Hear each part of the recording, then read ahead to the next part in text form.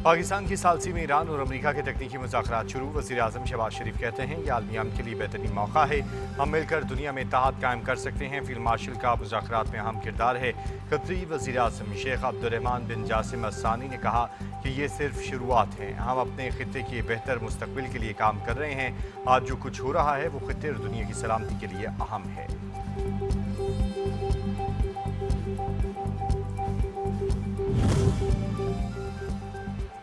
Lebanon में कशीदगी के खात्मे के लिए कोशिशें पिछले चंद दिनों में बहुत ही हौसला अफजा पेशरफ्त हुई।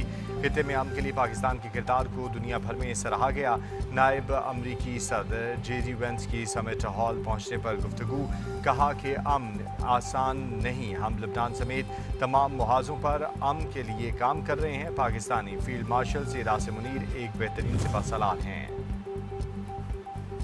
मुज़ाकरात से कबल अमरीकी वफ़द की वज़ीर-ए-आज़म शहबाज शरीफ फील्ड मार्शल से रासिम मुनीर से मुलाकात। आलमी रहनुमाओं का खुशगवार मूड में मुसाफिया, पुरजोश अंदाज में गले मिले। ईरानी वफ़द की भी पाकिस्तानी वफ़द से मुलाकात। ईरानी वफ़द में स्पीकर बाक़िर ग़ालिबाफ और वज़ीर ख़ारजा अब्बास इराक़ची शामिल। दोनों ममालिक के रहनुमाओं ने एक दूसरे के साथ गर्मजोशी से मुसाफा किया और गले मिले।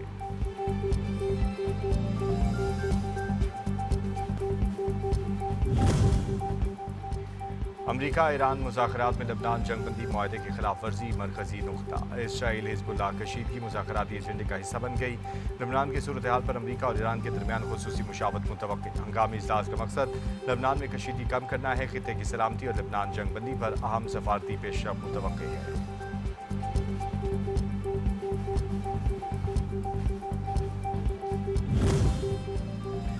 जंगबंदी की शिक पर अमल दरामद के बगैर हतमी मुज़ाकरात मुमकिन नहीं। ईरान आज के मुज़ाकरात का महवर जंगबंदी मुआहदे की अहम शिकों पर अमल दरामद है। तर्जुमान ईरानी वज़ारत ख़ारजा इस्माइल वक़ाई कहते हैं कि ईरान की तेल बरामदात से मुतल्लिक़ इक़दामात का भी जायज़ा लिया जा रहा है। मुंजमद ईरानी असासों की फराहमी का मामला भी मुज़ाकराती एजेंडे में शामिल है। ईरान पर पाबंदियों का मामला अमरीका के साथ मुज़ाकरात में ज़ेर बहस आएगा। कोई अमरीका और ईरान की नीयत पर शक नहीं कर सकता। नायब वज़ीर-ए-आज़म इसहाक़ डार की अल अरबिया TVI से गुफ्तगू, यकीन है अमरीका और ईरान हतमी मुआहदे तक पहुँच जाएंगे। मशरिक़ वस्ता की जंग ने पूरी दुनिया को मुतासिर किया। 60 दिन आबनाए हुर्मुज़ से जहाज़ों के गुजरने में रुकावट नहीं हुई।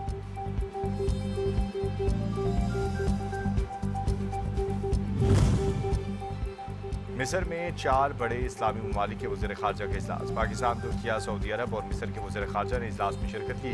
तर्जुमान दफ्तर ख़ारजा के मुताबिक खित्ते की सूरत हाल और इस्लामाबाद मुफाहमती याददाश्त पर अमल दरामद का जायज़ा लिया गया। शुरा का मुश्तरका चैलेंजेस से निपटने के लिए मुज़ाकरात और सफारतकारी की अहमियत पर जोर। चारों ममालिक ने अमन व इस्तेहकाम और राबतेकारी में ताउन बढ़ाने पर इत्तफ़ाक़ किया।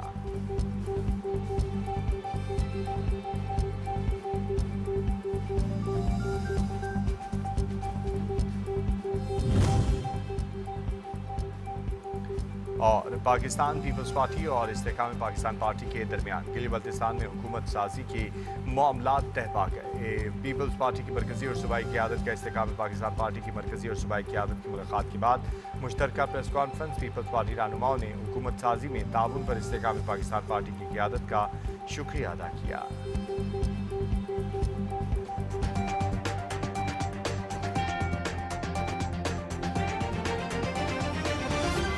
का किरदार सेरेमोनियल है, क्योंकि जो डिक्लेरेशन है उसका नाम ही इस्लामाबाद MOU है।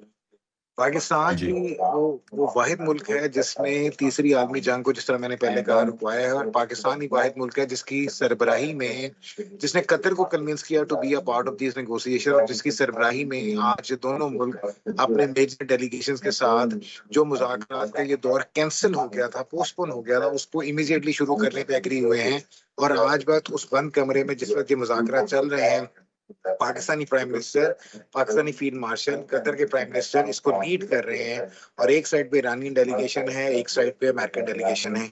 और इंटरेस्टिंग फैक्टर ये है कि ये जो इस्लामाबाद MOU है, इसके 14 के 14 पॉइंट्स को 16 डेज के अंदर सॉर्ट आउट करना है। 14 के 14 पॉइंट्स के ऊपर 16 डेज के ऊपर इन्होंने उसके ऊपर नेगोशिएट करना है, कुछ ले और कुछ दे की पॉलिसी के तहत इसको इम्प्लीमेंट करना है। एक चीज जो बहुत क्लियर हो गई है कि this war between American and Iranian, it has been stopped because of the Pakistan intervention. Now, whatever the compensations the Iranians are asking, and whatever the compensation or whatever the securities that Americans are asking, वो बैठ के sort out होने हैं कि उसका negotiation time, उसका duration कितना और क्या होगा। मिसाल के तौर पे जो मेजर चीज है 60 दिन के अंदर, 60 दिन के बाद ईरान जो चाहता है कि वो स्विस कैनाल की तरह स्ट्रेट ऑफ हॉर्मोज के ऊपर अपना हॉर्मोज से कोई ना कोई पैसे ले हर हर शिपिंग कार्गो से in the name of security और व्हाटएवर।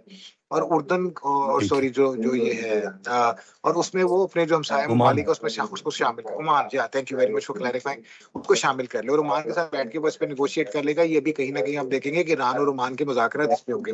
अमेरिका ये चाहता है कि स्ट्रेट ऑफ हॉर्मज़ जिस तरह खुली हुई थी उसी तरह खुली रहे और वहां पे कोई भी टैक्स ना हो, वहां ईरान उसकी सिक्योरिटी और उसका ईरान अपना कंट्रोल वहां पे करे। मतलब ये एक बेसिक फैक्टर है। थ्री ये हंड्रेड तो आज बिलियन भी डॉलर ट्रम्प की साहब ने ये फरमाया जी, है शहनाज साहब के जो टोल है वो तो सिर्फ अमेरिका लगा सकता है और कोई नहीं very लगा true. सकता। Exactly. So they can, yeah, this is again, this is a point where the Pakistan is sorting out, Qataris are sorting out, they are mediating and they are coming up with a negotiation क्योंकि इसमें Oman is also another country. अगर Iran खाली Iran की तरफ state of homes नहीं लगती, उसका एक कॉर्नर ओमान की तरफ है, तो वो भी उसमें किस तरह शामिल जी। होगा।